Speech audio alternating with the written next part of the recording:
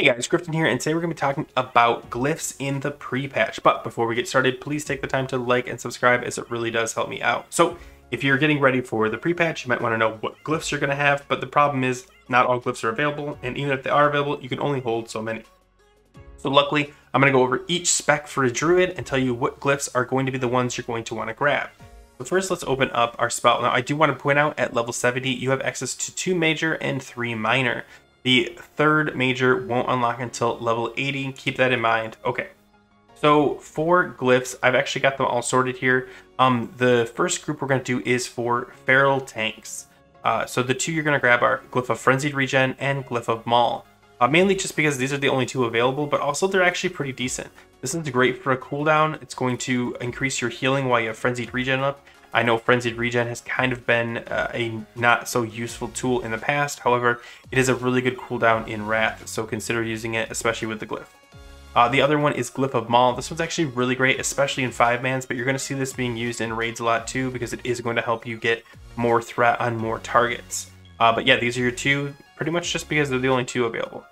Now we have the Feral Cat, and we have Glyph of Shred and Glyph of Rip. These are actually the ones you're going to be using in endgame anyway, so it's great that you get them early.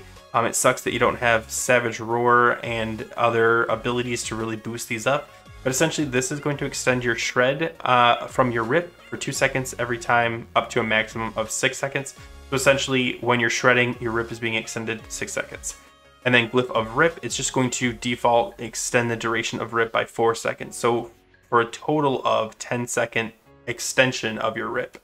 These are really good just because you are going to be using Rip a lot to do your main damage, and Shred is going to be your secondary, so it's going to boost your Rip anyway.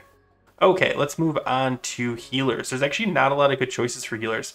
So Glyph of Rejuvenation, this is why your Rejuvenation targets are below 50% health, they heal for 50% more.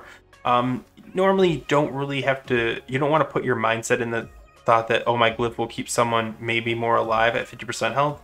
It's not a horrible glyph, it's just not one I would personally choose. There are much better ones that work way better, but they're not available, so we can't use them. The other one is Glyph of Rebirth. Now this one's a super maybe. You could definitely skip this. Honestly, if you don't like these glyphs, you might want to just as a healer wait until you get better ones. This is gonna, when you rebirth someone, they're gonna come back to life with 100% health. Really nice if there's a lot going on and you want to bring someone up, but you're afraid of the AoE damage going out. This will guarantee that they at least survive 1 hit. And then I put off to the side, this is Glyph of Healing Touch. This is kind of like an alternative. Now there are some downside to using this. So it decreases the cast time of Healing Touch by 1.5 seconds and the mana cost by 25% and the amount healed by 50. So it's giving you a discount on the cost. It's speeding up the cast, but it's healing for a lot less. Now this actually isn't too bad. You can use this as kind of like a Nourish before Nourish comes out. The problem is you're also probably going to be using Healing Touch with your Nature Swiftness, so you're also reducing that heal as well. Now you could just use the Regrowth with Nature Swiftness and try to balance it out. And maybe this is your choice. Honestly, it's going to be depending on your playstyle. You don't really use single target heals that much as a Resto Druid because you are an AoE healer now. But if that's the style, maybe you're tank focused or you're doing 5-mans, this might be the play. But yeah, that would be the only exception because this one's not great either. Okay, and now we're finally on to Boomkins. Now, I want to tell you guys, I do not play a Boomkin a lot. I actually just reached out to my buddy Classic Go. I will link his YouTube channel in the description if you want to get more information about Boomkins. I am mostly in the dark. I keep up, but I don't play it very well, especially very often. Okay, so he told me Glyph of Starfire and Glyph of Moonfire are going to be your go-to for Boomkins in pre-patch. Pretty straightforward. I don't know why. I assume there are a couple other options, but not some great ones. The one that comes to mind that I thought might be worth doing was the Glyph of Monsoon, but I don't know. He told me no, so I trust him. Sorry guys, I wish I could get more info. Now we're going to do minor glyphs really quick, but there's not a lot of choices either, and these aren't going to change. In fact, almost all minor glyphs are available in pre-patch with the exception of one, which is Boomkin only, and it's actually pretty decent. I don't know how it got categorized as a minor because it's clearly a major, but it's not available anyway, so let's not worry about it.